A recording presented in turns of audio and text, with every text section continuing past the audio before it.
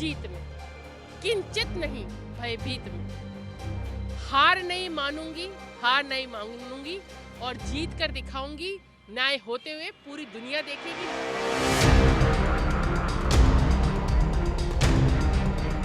ना हार में ना जीत में, किंचित नहीं भयभीत में। वाह मैडम, अटल बिहारी वाजपेयी जी की याद दिला दी आपने। खैर, डरने वाली कोई खास बात है भी नहीं मैडम, क्योंकि जो लोग आपके खिलाफ जांच कर रहे हैं वो भी विधायक ही हैं। भले ही सदाचार कमेटी के सदस्य हों, लेकिन आप लोगों से हमदर्दी तो होगी ही। हो सकता है थोड़ा क्या काफी रियायत मिल जाए। दैनिक भास्कर वाले स्टिंग के मामले में आज तीनों विधायक विधानसभा की सदाचार कमेटी के सामने पेश हुए थे। ऐसा लग रहा था मानो आज ही तीनों विधायकों की विधायकी छिन जाएगी। लेकिन ये विधायक जब अंदर सदाचार कमेटी के अध्यक्ष कैलाश वर्मा जी से मिलकर निकले तो इनके चेहरे पर एक अलग ही आत्मविश्वास दिखा। मैडम रितु बनावत मिलकर बाहर आईं तो कहने लगी, मैं तो शुरू से ही कह रही हूँ निर्दोष हूँ, मुझे फंसाया जा रहा है। मैडम 10 दिन का टाइम लेकर बाहर आई हैं। अब तो 10 दिन बाद ही देखेंगे कि आगे क्या करना है। ये बहुत अच्छी बात मुझे विधानसभा की लगी कि सदाचार कमेटी के माध्यम से मैंने अपना पूरा पक्ष उनके सामने रखा। जैसा कि मैं लगातार जिस दिन से ये खबर छपी उस दिन से अपना पक्ष में आप सब लोगों के माध्यम से रख रही हूँ। और ये चीज़ भी मैंने विधानसभा में कमेटी के सामने कही कि ये न केवल राजनेताओं पर प्रश्न लगाने का काम उस पत्रकार ने किया, बल्कि मीडिया पर भी प्रश्न लगाया है कि किस तरह से गलत आदमी को फंसाकर, पाक साफ आदमी को फंसाकर मीडिया करना क्या चाहती है। मैं लगातार कह रही थी, आपसे पहले भी कहा है कि जब मेरे सामने कोई बात नहीं हुई, मैं लगातार मांग कर रही हूं कि सीबीआई से आप जांच करा लो, तो आप क्यों नहीं छाप रहे।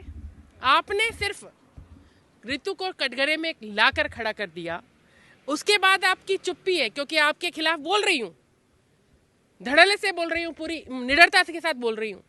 तो कहीं ना कहीं चोर की दाढ़ी में तिनका है उनके, जिन्होंने ये आरोप मेरे ऊपर लगाया। आप देखिए, आज मैंने अपना पूरा पक्ष रखा कि भाई मेरे सामने कोई बात नहीं हुई, ये बात तो उन्होंने खुद ही स्वीकारी है।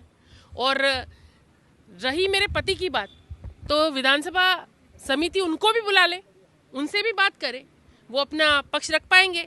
पूरा जो उससे उनसे वार्तालाप हुआ, जो मेरे से वार्तालाप हुआ, वो एक एक चीज़ मैंने उनको बता दी कि मेरे से क्या क्या बात हुई थी। कुछ चीज़ें वीडियो में दिख रही हैं, कुछ नहीं दिख रही हैं। वो भी मैंने बताई कि उसने कहा कि 26 का आपको लेटर, 24 का दे दो, 25 का दे दो, 26 का दे दो, 3 साल में किसी का भी आप लेटर दे दो, मैं सब करा लूँगा। लेकिन मैंने सब मना कर दिया, जबकि उसने मेरे सामने 1% भी, एक बार भी ये जिक्र नहीं किया था कि कोई वो हमें इस अनुशंसा लेटर के एवज में कुछ देना चाहता है। फिर भी मेरे पर आरोप लगाया। आप देखिए, हद पार कर चुका। आज की एक खबर अखबार में छपी कि ऋतु बनावत के मतलब तीनों विधायकों की निधि की जांच हो रही है। मैंने तो पहले ही दिन से कह दिया आप करो। वैसे मिले तो रेवत राम डांगा और अनीता जाटव भी थे, लेकिन मीडिया का सामना करने की हिम्मत नहीं दिखा पाए। बाहर निकलते ही फुर्र हो गए। अब अंदर क्या क्या हुआ ये भी जान लीजिए। विधानसभा की सदाचार कमेटी के अध्यक्ष कैलाश वर्मा बैठे थे। इसके बाद तीनों विधायकों को भी बारी बारी से इनके सामने बैठाया गया, जो कमीशन वाले आरोप में फंसे हैं।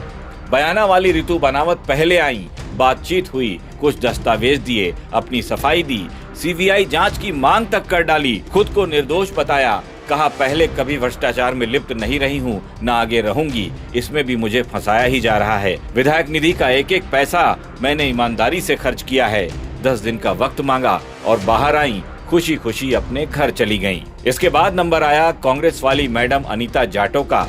उनकी भी बात सुनी गई, सभी सवालों का उन्होंने भी जवाब दिया। बोली, मैं तो कहीं भी लिप्त नहीं थी। 7 दिन का टाइम लेकर वो भी बाहर आ गईं और लिखित दस्तावेज पेश कर अपने घर चली गईं। वहीं बीजेपी के विधायक रेवत राम डांगा ने तो 15 दिन का टाइम मांग लिया और उन्हें टाइम मिल भी गया। डांगा साहब कहने लगे, कुछ लोग तो मेरे पीछे ही पड़े हैं, काफी दिनों से मेरे चक्कर लगा रहे हैं, मैं अपनी बेगुनाही का सबूत देकर रहूंगा। अब तो तय समय पर ही सुनवाई होगी। डांगा साहब, देखना है अब कौन सा सबूत लेकर आते हैं। जो उनकी बेगुनाही को साबित कर सके।